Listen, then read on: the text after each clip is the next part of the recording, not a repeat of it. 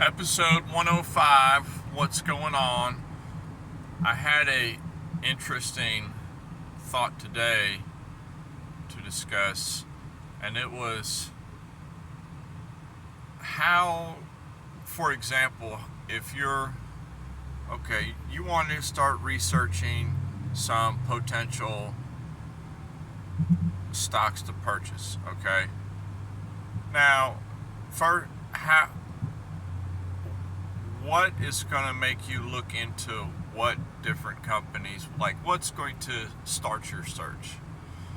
And at first, you're going to come in and you're just going to think of companies that off the top of your head. You're going to think of stocks that are well known, everybody knows them, they're well known, and you're going to start looking at those. But one thing that I don't know how I got into this habit, but this happened early on, 3+ years ago, and it's just an interesting thing that I do, and has helped me find it's helped me find some great ideas that potentially other people weren't even looking at. And it's kind of strange that I do it occasionally still to this day, but instead of like coming to the company you use and just looking up what off the top of your head and what's popular, go to like the search page.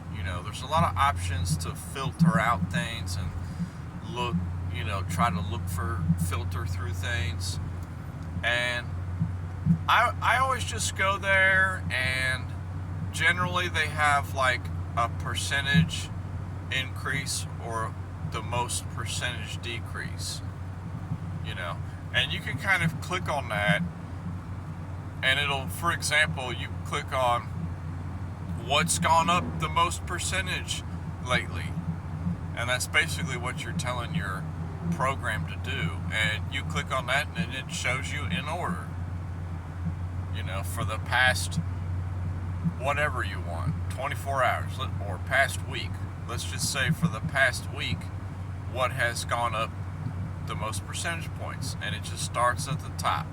Such and such company has gone up 68% this past week. Such and such company has gone up 61% this week. Such and such company has gone up 58% this week. It kind of goes in order. This is just something kind of interesting that I've done on occasion, just to kind of, when I'm browsing around, and I found a lot of things that I wouldn't otherwise have found by using that convenient filter in the search option. And it's kind of brought to attention a lot of interesting things to me personally. And I've said, wow, that really does have potential there, or no, and vice versa. You click on what's the biggest loser for the past year, biggest loser for the past 52 weeks, and it'll pull it up. Down 96%, down 89%, down 81%, and you can kind of just look at them and see what they look like. I found some interesting ones in there, companies I've never heard of, index funds I've never heard of. It's been an interesting tool I've kind of added to my belt on my own personally, just by happenstance, I guess. But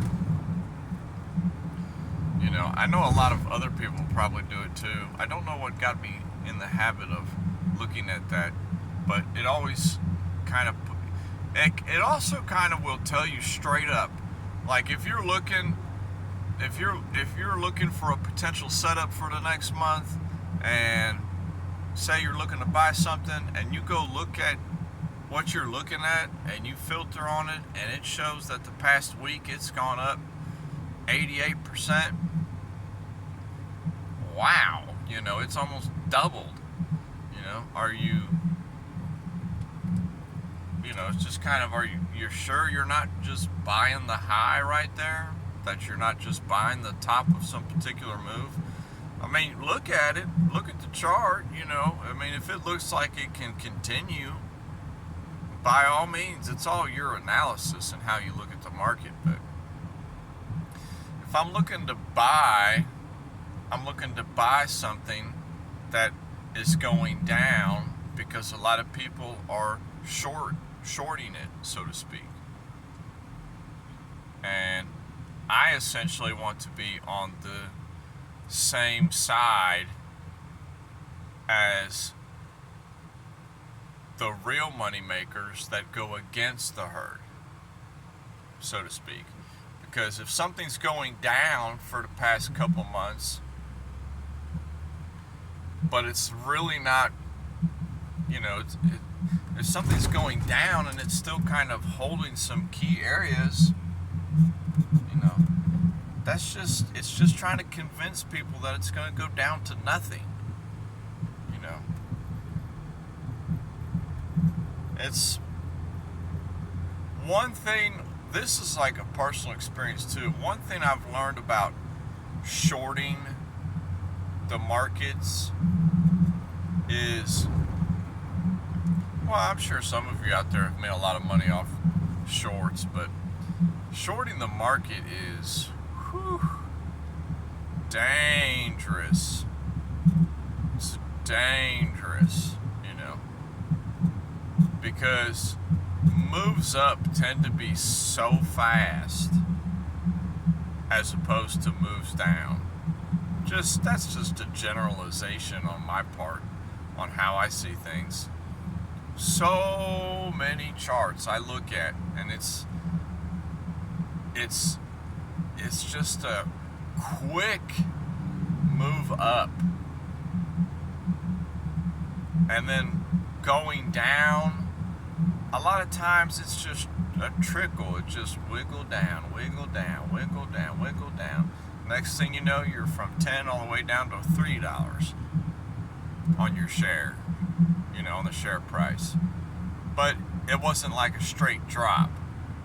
You know what I mean? It's interesting how price behaves that.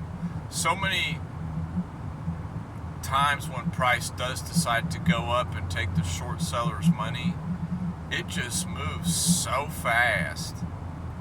Now, some people, they can identify those early and ride them up, ride that move up.